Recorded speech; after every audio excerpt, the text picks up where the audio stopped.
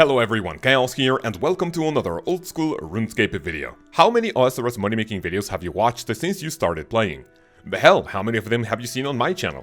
Most, if not all of those, will always talk about something you need to do for tons of actions per minute, like bossing or processing items. But what if I told you that you can make millions of GP per week or even per day with just a few minutes? Well, that is exactly the topic for today's video. Ladies and gentlemen, I hope you are enjoying Leagues 5, but for more great content on the channel, go ahead and subscribe with notifications on, and drop a like if you find this video useful. You can also join our Discord server with the link in the description to play with me and our amazing community. The only disclaimer I have for this video is that although technically speaking we have passive moneymakers that feed you resources while actually not doing anything, today we will showcase a bunch of methods that take from mere seconds to just a few minutes to perform. Spoiler alert, we will be talking about more methods other than farming, but these are things you can do up to multiple times per day. But if you don't want to interrupt the gains, you will still be eating pretty well if doing these at least once per day. I will also time every action for a grounded total at the end of the video. So boys and girls, grab your favorite drink and snack, and let's begin. I promise that the entire video is not just going to be about farming, but I realized that I haven't given you a full farm run since my 2023 1 to 99 farming guide, and the Jagex has added a lot of things for you to make more money and to get to places more efficiently. While I explained very quick some important information for all of it, you're seeing some footage with important information for every single patch. And before we start, remember that you can use the wiki to search the herb run calculator to feed it information like your farming level, what compost you're using, your diaries, how many patches you have available in order to make as much money as possible, so make sure to bookmark that page. For every single run, you want to have your Attas seed in your farming guild if you have access to it to have more crops. You want to use your magic secateurs, you have your Kandarin diary, and of course you want to use the highest compost you can use to give you as many herbs as possible. And also, you remember that you can plant the seeds on the seed-free patches that you're seeing the information on screen, on screen whenever we get to them, because they are never going to die. Then you have guaranteed herbs, and as long as you get an amount of herb that will cover the cost of the seed, you are always going to profit. For this run, I am planting snapdragons, and results may vary depending on how many patches you have available, if you have 99 farming, the farming cape, so make sure to manage expectations, but I'm going to show you possibly the best case scenario. Whenever I do farm runs, I like to start with single herb patches, and our first stop is Vice. To access this, you need completion of the quest of making friends with my arm, and you also need to build the fire next to it, which I believe is called the Fire of Nourishment, in order for the trolls to take care of your herbs, and they are never going to die. In order to get here efficiently, you need an Icy Basalt, both from the item itself, or you can also put it in your Portal Nexus at your POH. Next I go to Trollheim, and this one has slightly higher requirements to be a little more efficiently. You need 73 agility, the Hard Frenetic Diary, and with these two, if you use a Stony Basalt, whether it be with the item or with it added in the Portal Nexus at your POH, you are going to be teleported on top of the mountain, and you will be able to access the patch in just a few tiles. However, the quote-unquote hardest requirement for any patch, in my opinion, is the Harmony Island patch. For this one, you need the Elite Mauritania Diary, and this one has a pretty harsh requirement, the hardest one in my opinion being level 96 fishing, for which you can boost at level 91. Still makes it a little awkward, but this one you can get to really quickly with a Harmony Island teleport, whether it be a teleport tablet or if you are on the Kaoz spellbook. We go from probably the harshest requirement to something that you can use for free. If you go south of Falador or west of Draenor Village, you can use the Falador patch, which has an herb patch, a flower patch, and the 2 allotment patches. For this one run, I am doing the entire thing just to show you how much money you can make at the end of the segment, but you can do that if you're an Ironman. If you are really desperate for money, you can plant your flowers in your allotment, or I'm also going to show you a comparison between how much money you make with just herbs and also including allotment and flower. But for now, I am going to be doing this in the video, just planting everything, and to get here efficiently, you need an Explorer's Ring 3 or 4. You can also plant a Spirit Tree and go to Port Sarim and then go north, and then finally, if you don't have any of those, go to Falador or use a Draenor Village teleport for you to get to this one, because this is a little far away from some teleports if you don't have the Explorer's Ring, but it's not that bad. Another patch we can use for free, as long as we're able to get there, can be found north of Ardi. In order to get here efficiently, you want minimum an Ardi Cloak 3 for 5 free teleports every single day to the farming area, and if you upgrade that to an Ardi Cloak 4 after completion of the Elite Ardi Diary, this teleport is going to be permanent. If you don't have either of these, then I recommend bare minimum an Arty teleport, which you can access after completion of the Plague City quest. Then you have the 2 allotment patches, herb and flower in case you want to grow all of them, and of course make sure to use all the compost to get as much out of your crops as possible. Don't ask me why, but another one of my favorite ones can be found in Catherby. This one is another full patch that you can use as long as you're able to get there, and the best way to teleport to this location is with the Lunar Spellbook. There's a Catherby teleport, whether it be a teleport tablet or in your portal nexus at the POH. If you're not able to use this teleport because you don't have the requirement, or maybe it's a little too time consuming to go to World 330 and use someone else's crystalline portal nexus, then the minimum thing you want is a Camelot teleport with 45 magic, and then run east in order to access this one, which only takes a few seconds. Everything is pretty close together, it's really close to a bank, and it's not going to take you too long to get all of your herbs and, your rewards from this patch. If you are a lower level, beware of this one because we are going to Mauritania.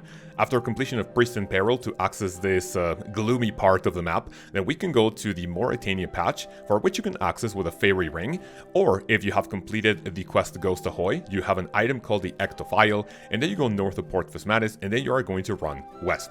Why do I say beware is that there is a vampire roaming around and it can actually go to the farming patch, and if you are below, I believe, level 120, it is always going to attack you. If you're a low level hardcore, always pay attention to this. This is something you do not want to AFK, and this one is pretty far away from a bank, so make sure to always bring your stuff and note the things with the leprechaun when you are done. Alright, so this is one of the reasons why I updated this guide, and for this one we have a brand new patch in Civitas Illafortis in the new region of Valamor.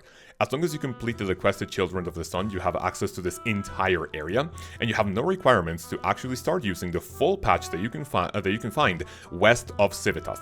The best to teleport here is if you have a Quetzal Whistle, you can use it and then go north, a little bit northwest, and if you don't have it, you can teleport to Civitas Illafortis with a pretty modest magic level, and then when you teleport to the area, instead of going west all the way, you can use the Quetzal to your right, and then go to the Hunter Guild to then go northwest to reach the patch.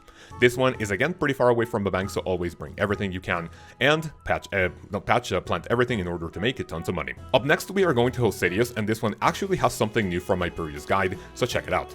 If you remember, the favor mechanic was removed somewhere in the middle of 2024, and because of that, if you remember, if you had 100% Hosidius favor, your patches did not catch disease. This has been removed, and as long as you have the easy current diary, you are going to enjoy the same benefit, which honestly, it's a little more time consuming but easier to do than the current diary that we had to do back then. In order to get here efficiently, you want a Jerik's Talisman, whether it be the item itself or if it's mounted in the POH, and then I want you to teleport to Hosidius Glade. Then you're gonna go south, or if you have your house at Hosidius, then you can teleport outside your POH and then go north. You're gonna access this full patch, and it's going to be disease free, so you can plant something like Raynar, Snapdragon, or Waska. Our second to final stop is Prifinis. Oddly enough, this one does not have an herb patch, because I remember that when this place was pulled, I think it was a question to say, hey, do you guys want an herb patch here?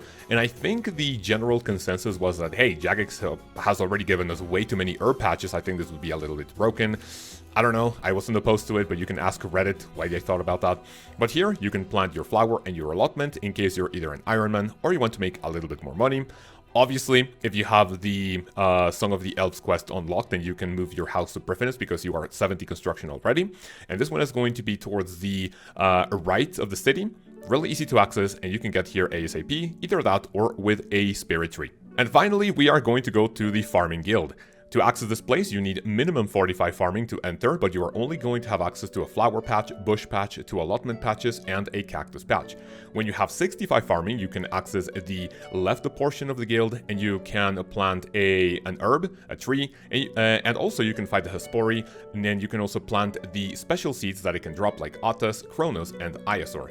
Then, if you have minimum 65 farming, what I personally do is I just plant the herb, the flower, and then you can also do the same thing for allotment, and this is where the run actually ends. So just for the sake of the video, I used every single patch at all the locations that you saw throughout the entire farm run, and by using Snapdragon Seed, Limpwort, and Snapegrass Seeds, I went from 750k in supplies to 1.25 million GP in 30 minutes, for a total profit of 500k, meaning around 1 million GP profit in 1 hour.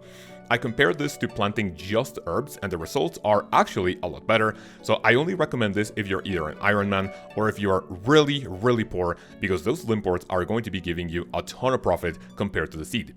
If you use the same route, it took me only 8 minutes to go to every single herb patch, and I went from 450k in supplies being only the Snapdragon seeds to 800k.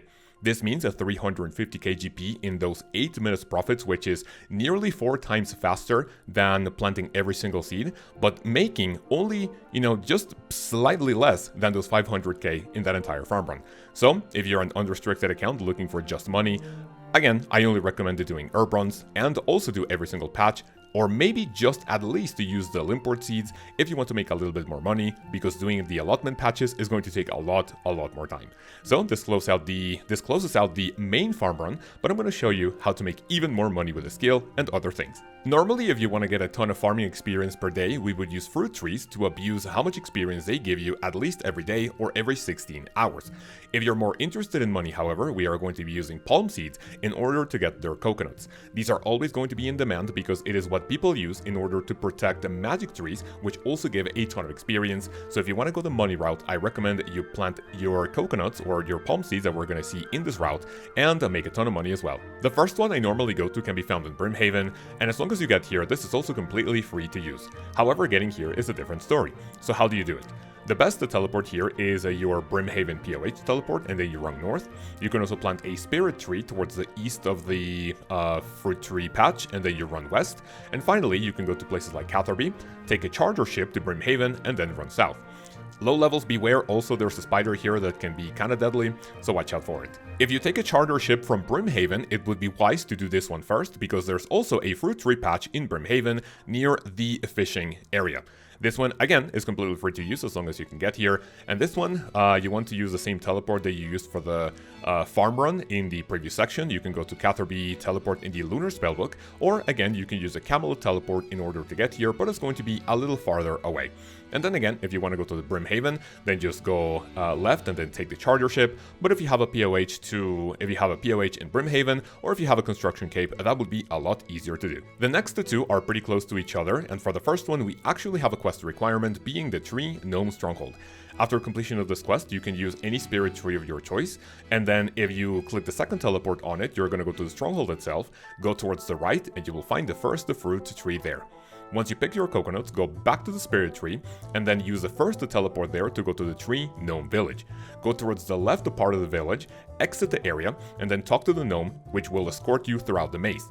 Once you're outside the maze that encloses the Tree Gnome Village, go towards the left, or maybe like a little southwest, and you'll find yet another fruit tree patch for which you can use. We have another quest completion for the next one, and by finishing Mornings and Part 2, you have access to Ledia. If you kill elves in that little town, they will be able to drop a teleport crystal, which you can charge, and then it is going to be a one-click teleport to this location. Go to the right, and you will find another fruit tree patch here, or also, if you're an Ironman that has pickpocketed the Enhanced Crystal Teleport Seed, or if you bought one from the Grand Exchange, then you can charge it infinitely, and it is never going to deplete. I like to finish all my runs at the Farming Guild because this place is just way too good. However, for this one, we need 85 farming to access the third area of the Farming Guild. This is where you will find the final fruit tree patch, so go ahead and harvest your coconuts, and there's a bank right next to the tree. What you can also do is that if you plant a Celastros tree, you can use a hatchet and a knife in order to harvest the branches from the tree, and also use a knife in order to fletch them into Battlestaves. The cool part about this is that if you add all of this together, I made 150k in just 4 minutes of gameplay. So this is something you can do every now and then. You'll be seeing on screen right now how long it takes for coconuts to respawn. However, for the Celastros tree, I believe you will need to plant one every time you need to do that, in case you want even more farming experience for your trip. Okay, let's now move on to less convoluted stuff with farming, and we are going to be planting Guianillion hops at 4 locations. The reason why these are so important is that they are used as payment for the squirrels in Fossil Island to protect your mahogany trees, and these give a ton of experience every time you can check them. And the fact that you have 3 in one location is absolutely insane. We are going to start with brand new content, and thanks to the addition of Valimor, we can use the Fairy Raincoat CKQ to access the island of Aldurin. As long as you can get here, this patch is completely free, and we are going to plant our Yanilian hops in order to get a ton of them once you're able to harvest them. You can also see the items necessary in order to protect your crops, because even though these are not like super expensive, if they die, it's going to be a little hit to the entire run. So make sure to protect them and go to the next one. There's another patch we can use free of charge northeast of Lumbridge, and this one is located directly north of the chicken pen that you can find in the area. Not a lot to mention about this one, just plant your stuff, pay the farmer, and then we are moving on to the next one. The next one is a little farther away from the best teleport we can use, and for that we are heading to Shards village.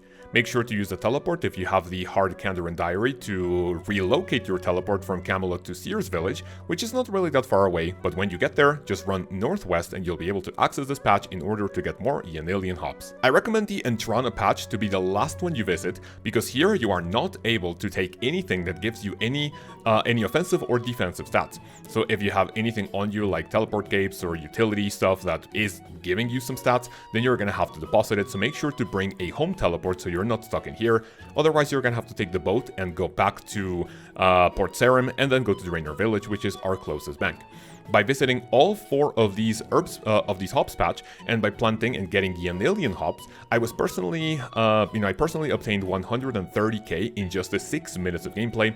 So this is really good if you are looking, and the good part about it is that you don't really need super high farming level in order to plant them, and as long as you protect them, they are not going to die and give you guaranteed money. Okay, we're almost done with farming because we are now going to get the cactus spines from the 2 cactus patches that we can find in the game. The first one, I personally go to the farming guild, again with a requirement of 45 farming to access the eastern wing of the farming guild, and then you are going to plant your cactus. You can also pay for protection, and you are able to get minimum, I believe, 3 spines, but obviously the higher your farming level, the more spines you are going to get.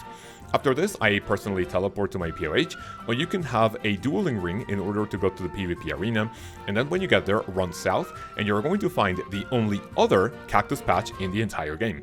Both of these are completely free to use as long as you have the requirements, and the payment is not really that bad, and it's just going to be something that once it grows, it will give you a ton of money, well, a ton of money for the requirements, right? But it is not going to die, and it's something that you can do for as long as the spines keep on growing. 76k in 2 minutes, not that bad, and something you can do pretty quickly, a couple of times per day. Something you will see in a lot of money-making videos, passive money-making videos, or even hunter videos is use of birdhouse runs. After completion of the Boned Voyage quest, you have access to Fossil Island, and with a mounted dig site pendant in your POH, or a normal dig site pendant that you can make out of ruby necklaces, you can go to Fossil Island and spend just 1 minute for a ton, quote-unquote, for the amount of time that you need to spend, hunter experience, and a little bit of GP for your pocket. I was using redwood trees in order to make, redwood logs in order to make a redwood birdhouse, and I got 85k GP in literally just 1 minute out of all the nests, the seeds, and the rings. A method that takes even less time is getting your staves after a completion of the Varrock diaries at Saf's shop in the Varrock Square. This one depends on what tier of the Varrock achievement diary you have, but with the elite one, you can get all of these staves for 840 KGP, and then you sell them for however much at the Grand Exchange because you are always going to profit. Myself, I made 140 KGP in literally 1 minute or even less than 1 minute of gameplay. All you need to do is go to the store, get your saves, teleport to Grand Exchange, and then I think you can do this in even less than 30 seconds, which makes it great, which you can do every 24 hours. I know a lot of you have a ton of Nightmare Zone points because you like to grind here AFK while you work or do something else, but I'm not here to scold you. I'm here to tell you that if you have a ton of those leftover points after your important imbues like the Slayer helmet, the Black Mask, and everything, you can use those leftover points in order to get herb boxes, which you can only have a set number of them every 24 hours.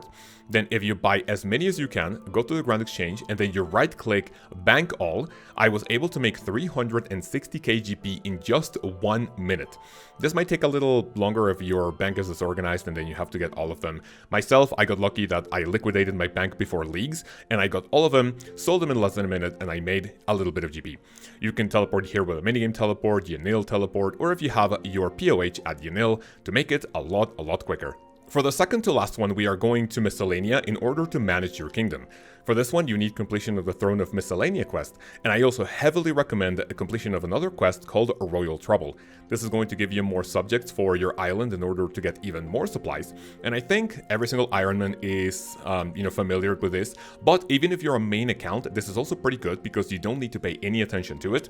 As long as you do it once every week, every 2 weeks, or every 2 months, you are going to get a decent amount of GP payout for whatever you put into it. Make sure to get favor from your subjects before you actually complete it, and then by putting more money into the reward coffer, you're going to get a little bit of GP for all of the supplies that you get from your servants. For this one, I personally got about 1.2, 1.4 mil GP, I think you're seeing in the video, and I didn't really put a lot in the initial coffer. I think it was like 700, 800k GP. This one is not really going to make you rich, overnight quickly because you have to wait a lot of time, but this is something that you are not even going to have to think about at all until you do this once again. The final method I have for you is something that is completely passive, because if you train in Priffiness, whether it be Corrupted Gauntlets, Volcano, if you do some woodcutting here thanks to Forestry, you are going to get a ton of crystal shards. What you can get with these, if you are not an Ironman that wants to use these on Crystal Armor, Corrupting the Bofa, is that you can use these for Herblore. The best use of them is with the Divine Super Combat Potions, and you can make a ton of money by grinding them into dust and then adding 4 of each to a potion to make a 4-dose potion. Again, I am not going to have a set amount of money for this one, because if you don't have the high level 90s that you need for the Divine Super Combat Potions, then it's going to be a little harder to tell you how much money you can make.